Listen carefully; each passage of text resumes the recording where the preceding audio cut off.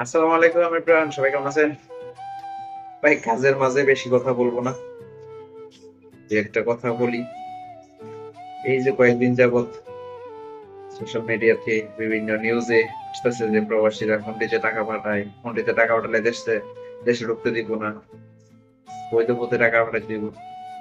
আরে ভাই, এইসব চিন্তাধারা আপনাদের আগে কোথায় ছিল? হ্যাঁ, এই প্রবাসীদের যে রেমিটেন্সের আশায় আপনারা থাকেন, তো প্রবাসীদেরকে আপনারা সুযোগ সুবিধা কোন দিক দিয়ে দিয়ে দিচ্ছেন? একটা প্রবাসী ভাই মারা গেলে লাশটা নিতে 2 থেকে 3 মাস সময় নেয়। ওই সময় তো প্রত্যেকটা দেশে হাই কমিশন কাজ করে না। খালি তাদের থেকে নিবেন, তাদেরকে কিছু দিবেন না।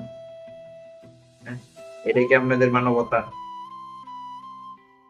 এই পৃথিবীতে প্রত্যেকটা দেশে প্রায় 1 থেকে 1.5 কোটি লোক প্রবাসী। একটা প্রবাসীদের তো আপনারা কোনো সুযোগ সুবিধা দেন না।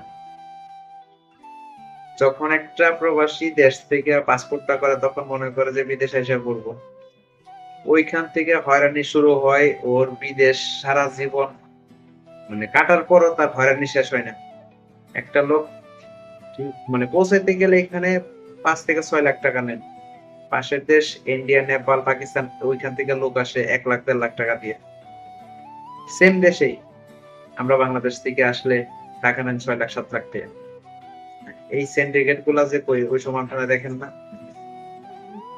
একটা প্রবাসী মারা গেলে তার লাশটা 2-3 মাস পরে নেন।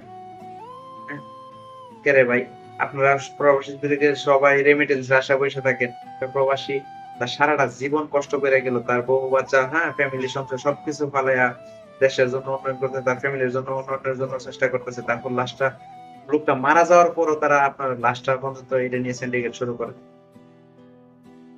তো একটা প্রবাসী ভাই কিসের মাধ্যমে, মানে কিসের জন্য তারা ব্যাংকে টাকা ছাড়বো? এখন একটা প্রবাসী কাজ করে খায়, টাকা হুন্ডিতে ছাড়ুক না ব্যাংকে ছাড়ুক, সেটা নিয়ে আপনাদের এত মাথা ব্যথা কেন ভাই? এখানে ব্যাংকে টাকা ছাড়তে গেলে অনেক প্রবাসী আছে কাগজপত্র নাই। তারা ভাই কিভাবে টাকা ছাড়বো ব্যাংকে?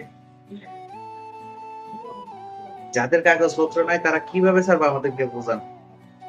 একটা লোক বাংলাদেশ থেকে আসার পরে এখানে ভালো কোনো কোম্পানি হইলে সে কাজ করতে পারে, ব্যাংকে টাকা ছাড়তে পারে।